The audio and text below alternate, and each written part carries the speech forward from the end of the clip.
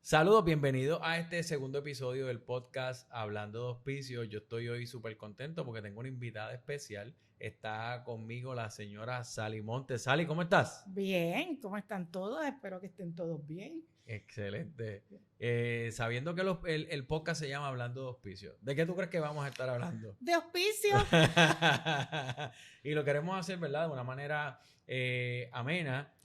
Yo recuerdo que yo conocí a Sally de hace muchos años y un día buscando información para poder aprender especialmente de auspicios, porque yo estaba nuevecito para el 2011, me salió en una revista la foto de Sally Montes a colores diciendo que ella era especialista dando los cursos para el nuevo y famoso ICD-10. Es correcto. ¿Desde cuándo tú llevas trabajando en el campo de la salud en Puerto Rico?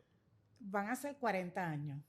¡Wow! Sí. Y en esos 40 años has visto... He visto de todo. De todo. Y no quiero, ¿verdad? Especificar, pero hay de todo. ¿Y cómo tú visualizas?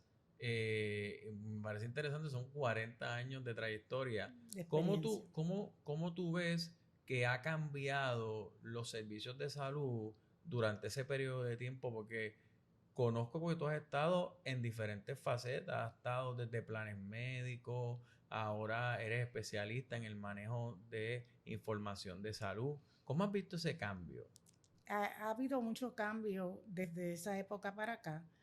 Y el mayor cambio que hay, ¿verdad? Es en cuanto a la codificación y la facturación, porque ahí se necesita tener mucha experiencia en cuanto a los códigos que se seleccionan, la documentación médica. He trabajado con los médicos y los médicos hay que educarlos mucho. No porque ellos no sepan su profesión, porque en eso son unos expertos. Es que muchas veces la parte de facturación y la parte de documentación no se da en las universidades de medicina. Okay. Y esa parte, pues, es un gap que tienen. Sí, eso quiere decir que también ha sido bien impactante la utilización de nuevas tecnologías, los expedientes médicos electrónicos en ese proceso. Bueno, ha sido bien importante, pero el médico tiene que documentar de acuerdo a la condición del paciente. Muchos de los récords médicos simplemente son administradores de datos. Y eso a mí me preocupa, porque ahí yo no veo, como se veía antes en el papel, la evolución del paciente, sino que son plantillas y él va rellenando. O sea, que a veces los propios récords médicos, en lugar de, como dirían en Medicare, paint the picture, lo que están pintando es básicamente lo mismo. Así que a veces uno no sabe ni definir si estás documentando un paciente de cáncer o si estás documentando un paciente de Alzheimer, porque a las plantillas ser tan similares es como si todo el mundo estuviera en el mismo bote. En eso te tengo que decir que ellos documentan, ¿verdad? Si el paciente tiene Alzheimer, ya eso es una evaluación con otras pruebas. Si el paciente tiene cáncer, pues tiene unos diagnósticos de un oncólogo. Y así es que uno tiene que ir manejando la documentación para justificar el uso de unas facilidades. Si no entro en el detalle, no veo por qué se va a transferir a un hospicio, a un home care o a un hospital regular o terciario. Yo constantemente, Sally, escucho la frase cuando te dicen, si no está documentado, no se hizo. No En tu cobran experiencia, tampoco. no, eso es importante. Si no No está cobran. documentado, no cobra. Esa parte es muy importante. Y si nosotros, ¿verdad? Hablando un poquito de auspicio, cómo tú visualizas o cómo tú ves la función de los auspicios en Puerto Rico? La función de los hospicios es muy importante porque es un nivel de servicio que el paciente necesita. Y cuando yo comencé aquí todavía no estaba Medicare Advantage envuelto en este panorama y los hospicios pues eran pagados por Medicare puro. pero realmente son necesarios porque es una etapa terminal donde el paciente tiene la necesidad de ayuda y el hospicio se la da completa. Lo único que si manejamos mal esas condiciones o le damos expectativas que no existen a los pacientes, por ejemplo, un paciente que esté años en el hospicio no tiene realmente una condición de hospicio, porque la regulación federal te dice que tiene que tener 6 meses de vida o menos. No es que esté 2 años ahí, 5.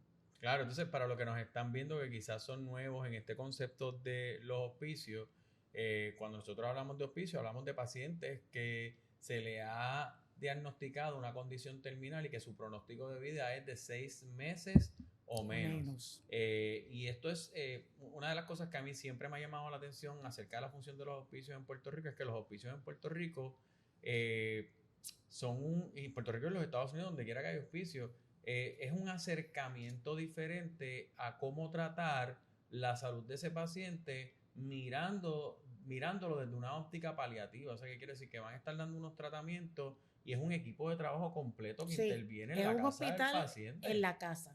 O sea, que uno como paciente, como paciente y como familia, exacto, uno puede recibir servicios de enfermería, trabajo social, capellanía, el médico y algunos otros servicios que siempre van a depender de la necesidad del paciente. Pero yo todavía no he visto un servicio de salud que intervenga tan directamente con el paciente y su familia en el ambiente donde el paciente reside. Es correcto. O sea que para mí los servicios de hospicios es un servicio súper necesario y súper bonito, sobre todo porque sabemos que aquí en Puerto Rico ya hay sobre 700,000 vidas registradas que son disponibles para tener Medicare. Medicare, y esas 77,000 en algún momento empiezan a deteriorarse y esas personas son las que requieren hospicio. Depende del diagnóstico que haga el médico. Lo que pasa es que en Puerto Rico los médicos de la comunidad no conocen el concepto de hospicio y piensan que eso no sirve, te dicen en la cara o te dicen, no, yo no creo en eso, el paciente se debe quedar en el hospital y el hospital es un nivel de servicio muy costoso. El que conoce la administración de hospitales, ese es el servicio más caro, porque ahí tú tienes todo, unos medicamentos, enfermería, médicos, todos los servicios de terapia, tienes cuidado 24/7 porque tú estás allí institucionalizado. Exacto, y eso cuesta mucho dinero. El hospicio abarata costos en aquellos pacientes que son en etapa terminal, que pues ya con un cáncer o con Alzheimer, otras condiciones cardíacas que están dentro de la lista. Es cuestión de seguir la lista y poder utilizar los servicios adecuadamente. Y el hospicio tiene la responsabilidad de hacer los cernimientos antes de entrarlo, porque si no hacemos ese cernimiento, le estamos dando un espacio y le estamos quitando días de ese servicio en Medicare al paciente, porque ellos tienen unos días ya específicos que son para eso. O sea que todo proceso tiene que hacerse de la manera adecuada y obviamente es importante destacar que el servicio de hospicio sí es un servicio que es menos costoso, pero a la misma vez es más eficiente porque está dirigido a un cuidado para este paciente que ya no tiene o se ha diagnosticado, ¿verdad? Que no tiene otras opciones, ¿verdad? Que ya está en ese proceso terminal. Entonces el hospicio lo que está haciendo es dándole calidad de vida y aprovecha para orientar a la familia, ayuda a la familia. O sea, nosotros hemos visto innumerables veces como trabajadores sociales intervienen para asistir en los referidos a las agencias gubernamentales. Exacto. El personal de enfermería es bien diferente al personal de enfermería de hospital. En el caso de hospicio, esas enfermeras son tu sustento, te ayudan, te dan la mano, mientras tú tienes una persona que se está yendo. Y yo lo viví personalmente. Y agradezco a ese personal de hospicio que estuvo con mi mamá porque realmente lo valoricé. La persona ahí envuelta y dándote support hasta el final, hasta después de muerto, ellos siguieron. Eso no Wow. se queda ahí. El paciente se muere y ellos te ayudan en todo el proceso. O sea, que una persona que nos pudiera estar viendo, que a lo mejor está pasando por un momento de necesidad, que no sepa dónde acudir, siempre le vamos a recomendar, ¿verdad?, los servicios de hospicio porque Sí, el cuidado es un cuidado integral. Ahora, yo te pregunto, obviamente nosotros estamos hablando, ¿verdad? Queremos orientar a las personas acerca de lo que son los beneficios de hospicio, pero también queremos hablar un poco acerca de cómo estas agencias se mantienen, como uno dice, en ley y orden. Si yo te pidiera que tú definieras un poquito lo que es el concepto de cumplimiento en los hospicios, ¿cómo tú definirías ese concepto de cumplimiento? bueno, los hospicios tienen unos requisitos federales que tienen que cumplir. El primer programa que tienen que establecer es un manual administrativo que tiene que estar en vigor en el hospicio y firmado por la Junta. Tiene que tener los departamentos tienen que tener sus propios manuales, enfermería, médico, facultad médica, porque no es un médico nada más. Está todos los demás servicios, récord médico, el servicio de sistema de información, tienen que tener sus manuales. En adición, tenemos que desarrollar dentro un programa de cumplimiento. Si no existe un programa de cumplimiento, pues no estamos vigilando nada, porque el programa de cumplimiento lo que hace es ver cómo está funcionando cada departamento, incluyendo la parte de documentación y la evaluación médica. Y eso quiere decir que a lo mejor nosotros tenemos una percepción errónea de lo que es un programa de cumplimiento. Yo te pregunto, ¿no será que a veces nosotros vemos el departamento de cumplimiento como el departamento que va a regañar en lugar de quizás verlo como el departamento que va a minimizar los riesgos? Es correcto. Esa persona va a minimizar los riesgos, pero a la misma vez no puede ser hostigante.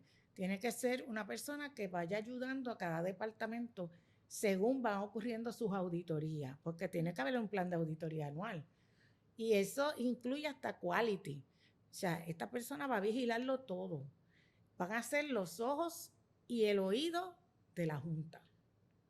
Y entonces eso quiere decir que esta estructura de cumplimiento que yo voy a ir desarrollando y voy a ir creando, digamos que yo voy a hacer algún tipo de señalamiento para minimizar un riesgo que vi en la supervisión de enfermería, por ejemplo.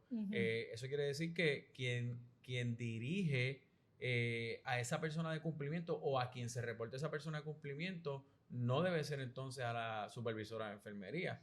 Porque es No, como diríamos en Puerto Rico, que es la poner a los lechuga cabros. velando a los Eh, No, tiene aquí, que ser a la administración o a la Junta.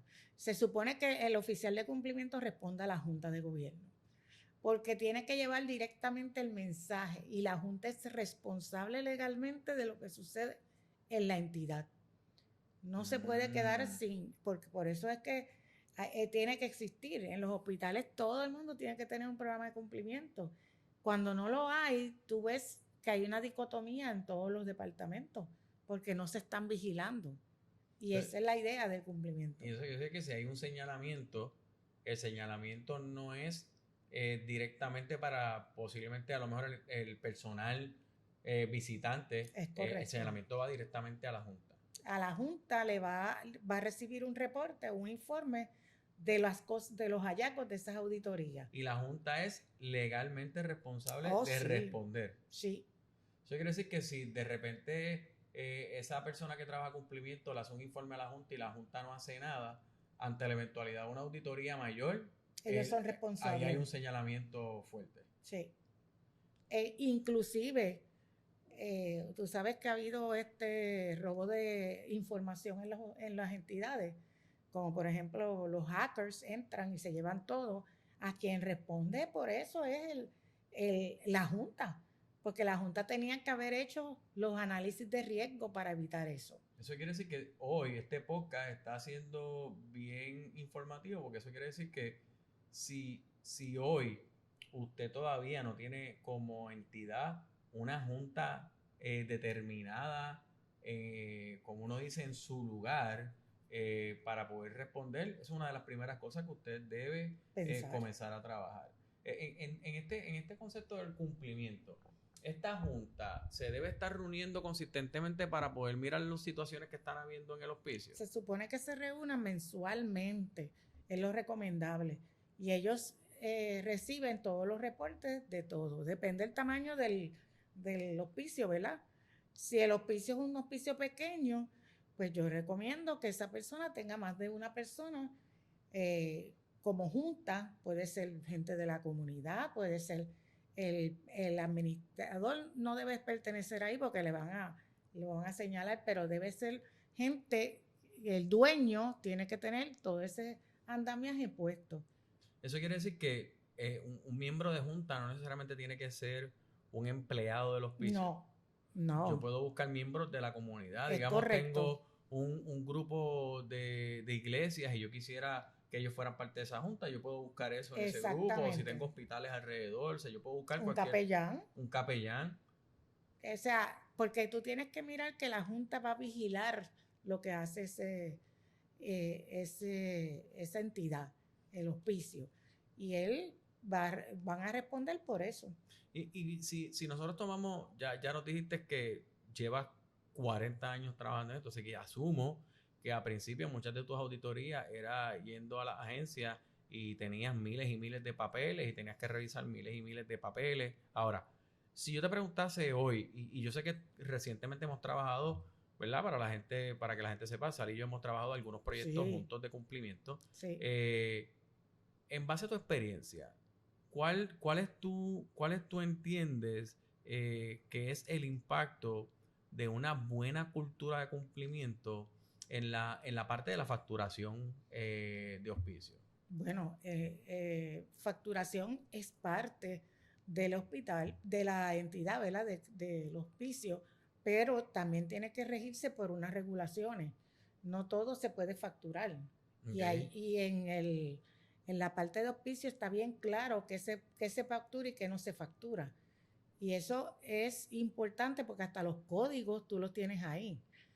Visitas de enfermería, visita médica, todo. El routine, la visita rutinaria, todo eso tiene unos códigos. Y hay que tenerlos claros y el de facturación tiene que saberlo facturar.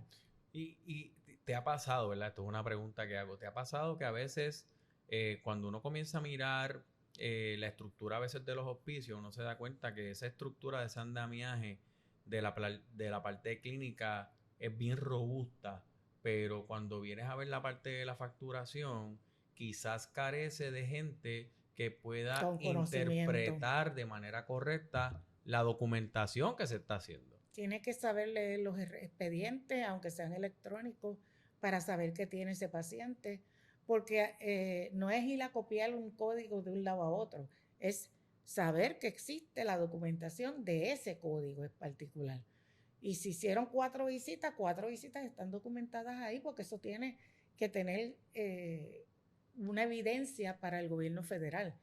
En hospicio, a diferencia de otros escenarios, ustedes se envían a First Coast y First Coast en este momento estamos enviando a National Government. A National Government.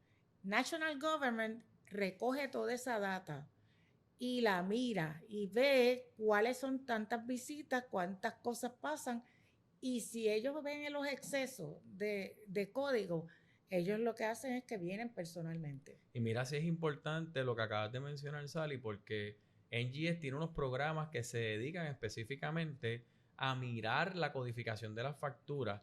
Y, por ejemplo, una de las cosas que nosotros vemos consistentemente es que yo tiré mi factura, yo no revisé que los códigos estuvieran correctos, esa factura sale en un error en el sistema Medicare y eso me aumenta mi porciento de errores. Y cuando ese porciento de error comienza a subir, tú caes en lo que ellos le llaman un Target Probe Education. Exacto. Que no es otra cosa que te van a pedir un ADR. Exacto. Y te van a decir, mira, yo necesito ver el expediente de fulano. Exacto. Porque ya tú tienes te mandan una lista. Ya tú tienes quizás un porciento elevado de error.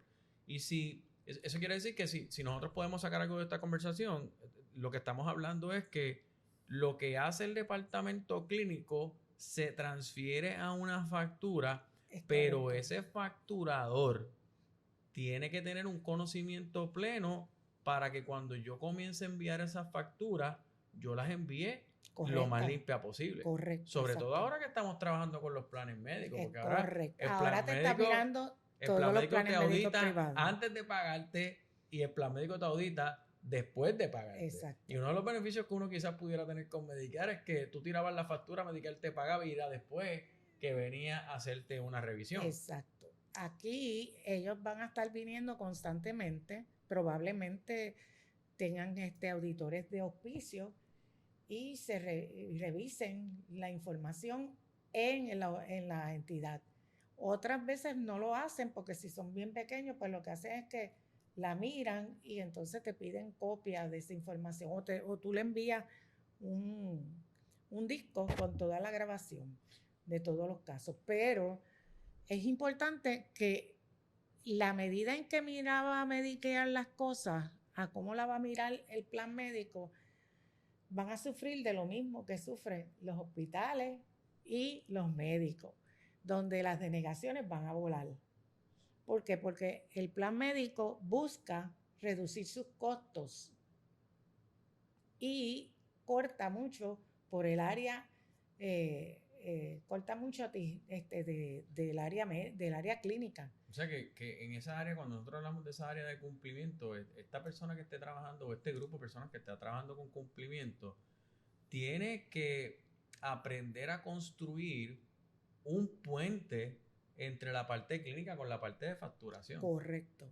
Porque, por ejemplo, y tienen que levantarse los de facturación, porque en hospicio, a diferencia de hospital, no hay técnicos de récord médico. Ellos simplemente van y facturan, y entonces si el facturador tiene dudas, tiene que pararse y llamar al médico. Porque como el reembolso no depende del diagnóstico. Exacto. Y no responde a la cantidad de visitas que tú le dejas al paciente, pues uno se ha tomado por costumbre de que si me dediqué, por ejemplo, el average son $106, pues yo sé que me van a pagar $106 por visita por día paciente.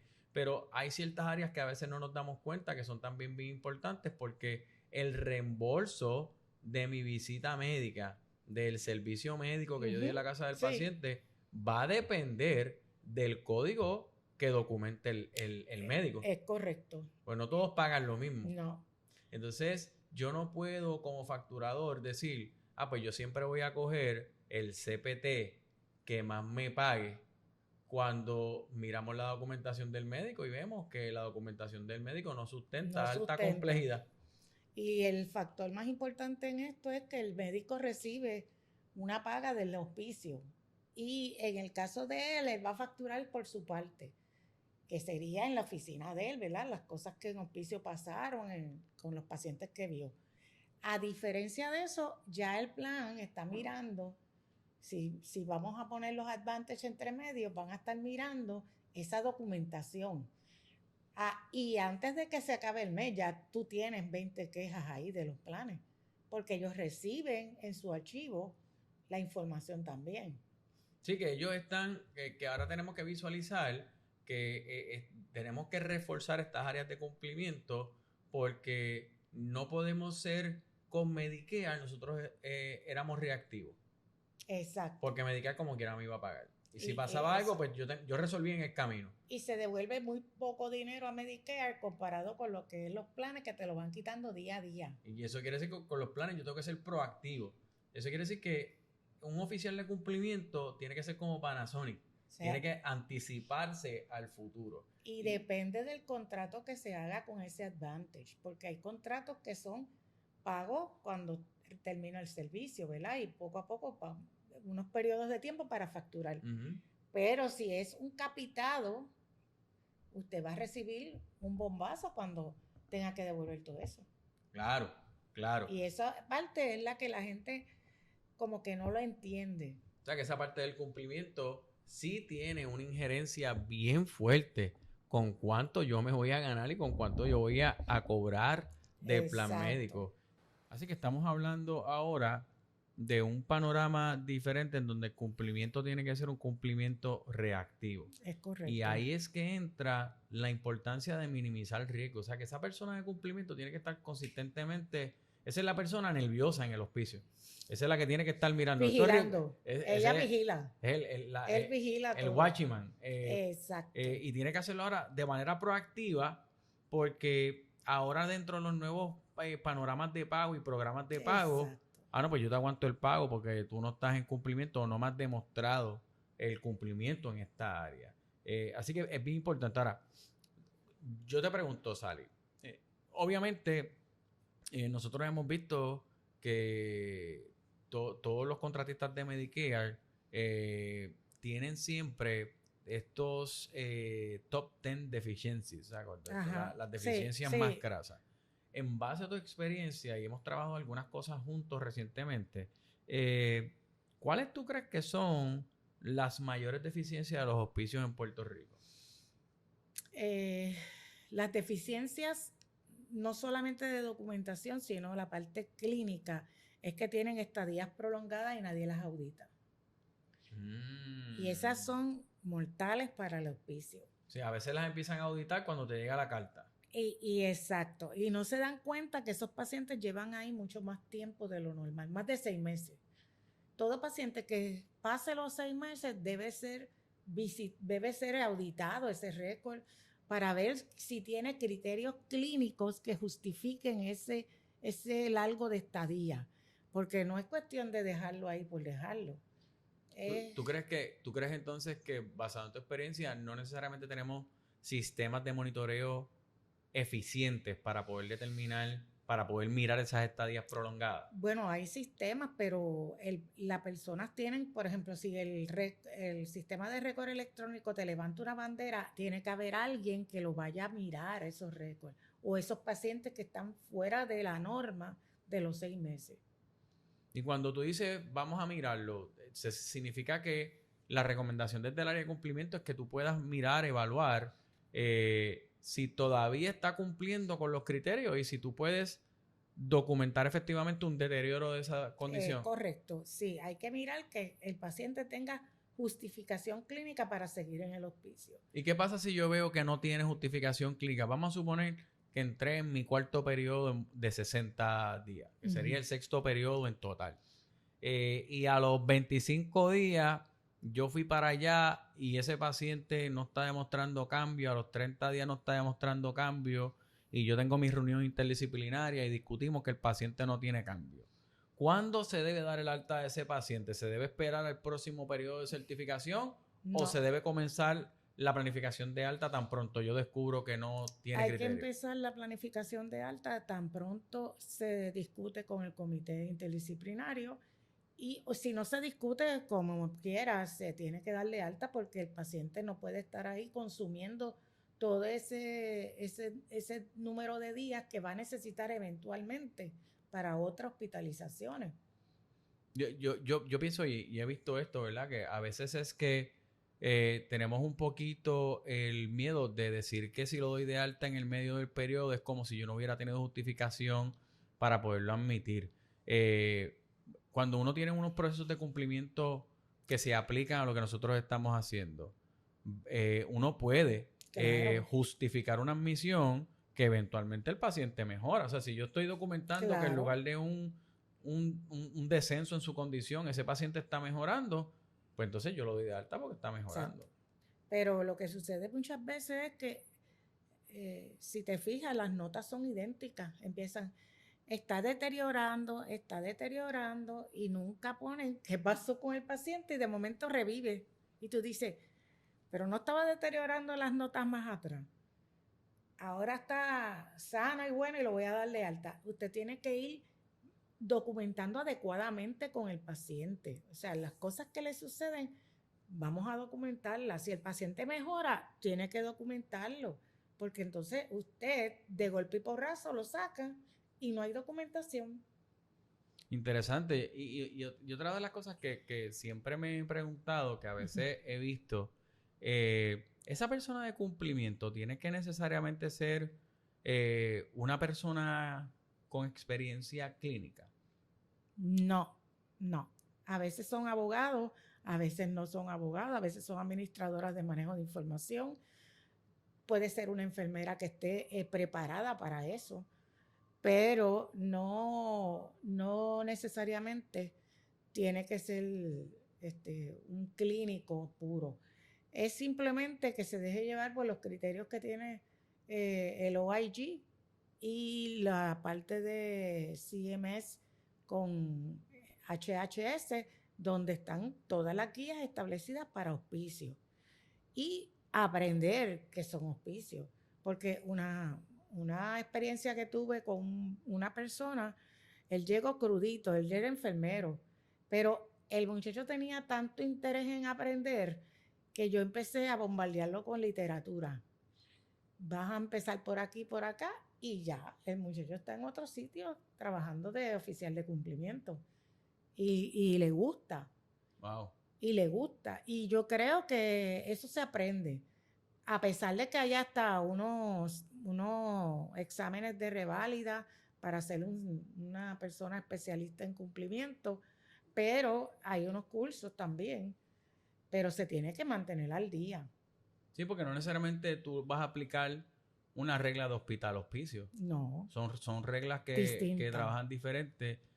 Cuando nosotros miramos esta parte del cumplimiento y sabemos que la parte clínica tiene un impacto en mi facturación, una de las cosas que hablamos antes de la grabación y que lo mencionamos dentro del podcast es cómo ese facturador o facturadora debe tener, como quien dice, un ojo clínico para poder determinar si efectivamente esta documentación evidencia un deterioro. Correcto. Si yo como facturador veo dentro de lo que yo estoy haciendo que posiblemente la documentación no me está llevando hacia un deterioro, ¿yo debo hablar con ese oficial de cumplimiento antes de enviar la factura? Definitivamente hay que hablarlo y señalarlo, ¿verdad? Para educar a la persona y que corrija. Si no corrige, pues no te sirve para trabajar eso. Okay. Porque uno siempre da la oportunidad, pero si no sirve, pues no sirve. Y que eso pues entonces puede tener un impacto porque yo no voy a poder facturar. Un impacto económico que al auspicio no le conviene. Y entonces eso quiere decir que si yo, por ejemplo, me doy cuenta, y esto es algo que yo creo que a veces ocasiona miedo en la agencia, y es que viste un error, pero entonces tratas de decir, pues yo no voy a facturar por él para no tener que corregirlo necesariamente, porque yo no quiero que Medical se entere que yo cometí este error.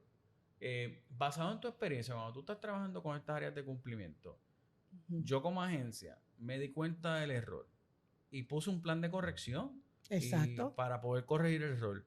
¿Medical ve eso como algo malo? No, lo ve como algo correctivo. Y uno tiene que ser proactivo y explicarlo también.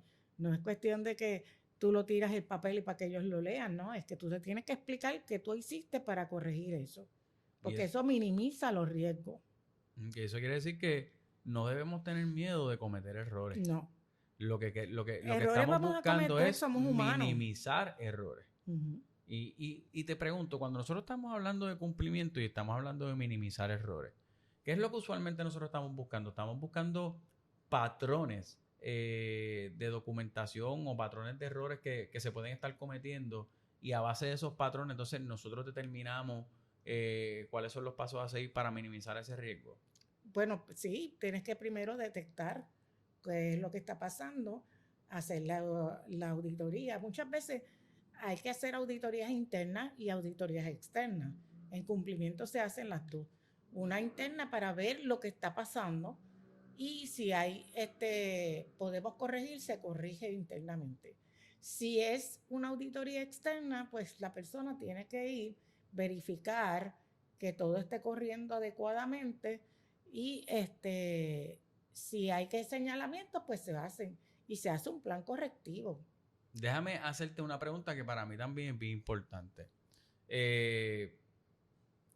yo he visto que el cumplimiento es caro. O sea, mantenerse en cumplimiento es caro desde el punto de vista que tú necesitas una buena estructura de seguimiento y esa Ah, sí, estructura hay que pagarle. claro.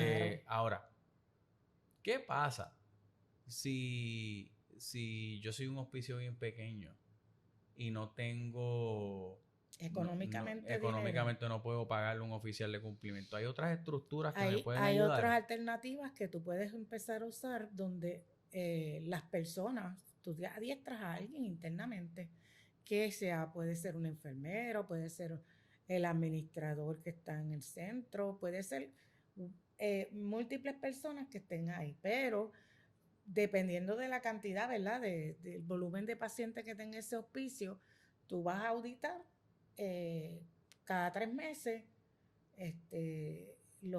la información de los pacientes, vas a hacer muestreo y vas a buscar qué es lo que se ha hecho con él. Hay indicadores en hospicio mucho mejor que en los hospitales. Por ejemplo, las estadías prolongadas es uno. Eso es un indicador que tú tienes que levantar.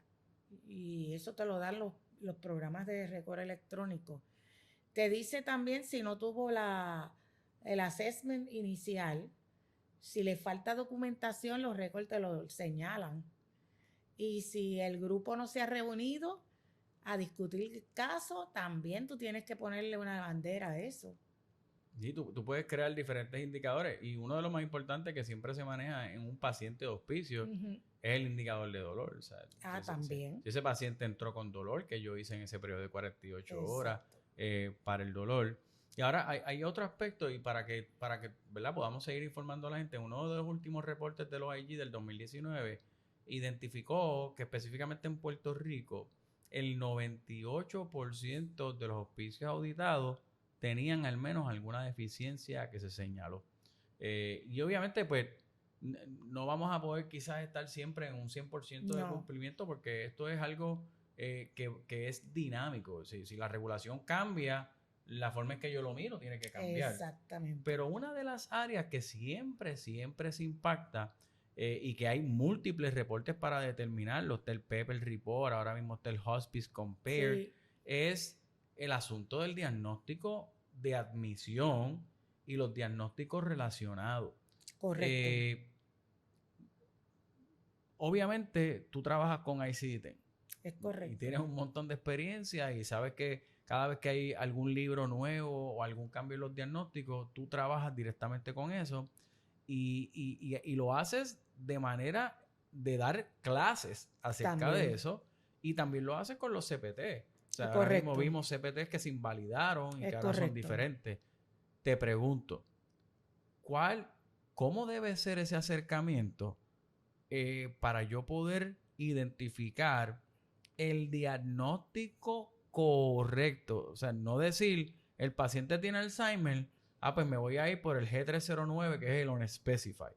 O sea, ¿qué tiene que hacer un hospicio para validar que ese diagnóstico sea Bueno, apropiado? ese diagnóstico primero el médico tiene que documentar.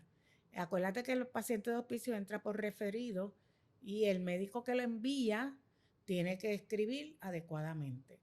Y quizás el hospicio tiene que crearle un formulario, ¿verdad? Yo no sé si todos los hospicios tienen un formulario, pero sí he visto que en otros escenarios sí hay un formulario de referido, porque yo le tengo que preguntar a ese médico que está refiriendo cuál es el estadio del Alzheimer, si está en etapa 7, que eso no lo ponen. Si tú le dejas el genérico, no te lo va a coger el hospicio, no, te lo van a empezar a mirar como algo que tú no puedes facturar así. Tú tienes que ponerlo con etapa 7.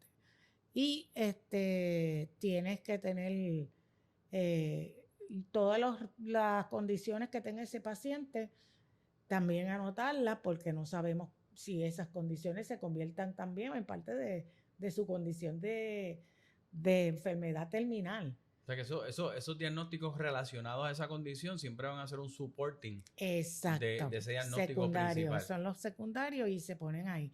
Pero también muchas veces ese secundario se convierte en principal. Por ejemplo, si tú tienes un paciente de Alzheimer que desarrolló una enfermedad cardíaca severa, pues ya dejó de ser de Alzheimer y se convierte en cardíaco, en una condición que va a manejarse en prioridad. O sea, eso quiere decir que yo como hospicio no puedo utilizar el mismo criterio de evaluación para todos los diagnósticos. Es correcto. Tú tienes que estar buscando qué tiene ese paciente, su historial, porque ese referido es el que te va a decir. Sin eso, tú estás haciendo ciega. O sea, que si yo tengo un paciente de Alzheimer, vamos a poner un escenario real, y aquí sabemos, aquí sabemos que la incidencia del Alzheimer, tenemos mucha incidencia de Alzheimer. Pues yo voy a recibir mi referido de Alzheimer, ese paciente tiene diabetes, ese paciente es hipertenso, pero el diagnóstico de hospicio es Alzheimer. Y de repente yo voy a la casa del paciente y ese paciente se levantó para ir a coger un vaso de agua en la nevera. ¿Ese paciente tiene criterios de hospicio? Bueno, depende. Si el Alzheimer no es severo, obviamente va a trabajar así, pero todo depende de las condiciones, pero tiene que haber documentación, porque si tú me pusiste un Alzheimer severo, tú no puedes estar en esas condiciones buscando cosas en la casa, levantando o saliendo afuera, porque si venimos a ver, todos tienen Alzheimer. ¿Sí? Porque entonces ese es el diagnóstico que usan de admisión. Ese es como hace un tiempo atrás, yo no sé si tú recuerdas, aquí en Puerto Rico han hecho auditorías bien extensas. Yo no sé si tú te acuerdas que antes había mucha admisión por debilidad generalizada. Eso sí. Y entonces comenzaron a decir, el mismo medical dice, no, pero esto es como un síntoma, esto es un síntoma. No es una condición. Es correcto. Ahora, cuando nosotros hablamos de estas evidencias, que yo creo que para mí esto es importante porque creo que los hospicios todavía tenemos espacio y no solamente los hospicios, también hablar con la gente que hace educaciones, sobre todo cuando hablan con los médicos. Debemos educar a los médicos acerca de hospicios y debemos educar sobre las evidencias que son necesarias. Por ejemplo, cuando yo tengo un paciente de Alzheimer, mira, yo a lo mejor quiero ver un laboratorio donde los valores, como la albúmina, tienes que buscar están bajitos. Todo. Si es algo cardíaco, pues mira, algo que me evidencie que el corazón... Las enzimas cardíacas. Todas esas cosas son bien importantes porque a la hora de yo ir a buscar un referido, tenemos que entender que el cumplimiento comienza con el referido que yo tengo. Entonces, si ese referido no es bueno y yo admito, automáticamente yo estoy asumiendo un riesgo elevado. Claro. Por haberlo admitido. Y entonces la situación es que una vez que yo lo admita con ese riesgo elevado y yo tengo que, por ejemplo, decir, Medicare no me va a pagar, yo no lo puedo dar de alta así porque sí, porque ya firmó un compromiso. Se supone que el paciente se mantenga recibiendo servicios. No es que yo puedo simplemente darlo de alta automáticamente y ya. Tienes que hacer todo lo que vas a hacer para un alta de ese servicio. Y lo que hace es que entonces documenta por qué lo estás dando de alta. Bueno, cumple con un criterio, etcétera. Y tienes que darle la solución, ¿verdad? También referirlo al nivel de servicio que él requiera.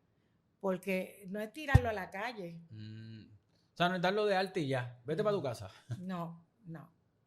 Tiene que haber una planificación de alta. Una planificación, y eso tiene que estar evidenciado con el grupo interdisciplinario y la planificación de alta.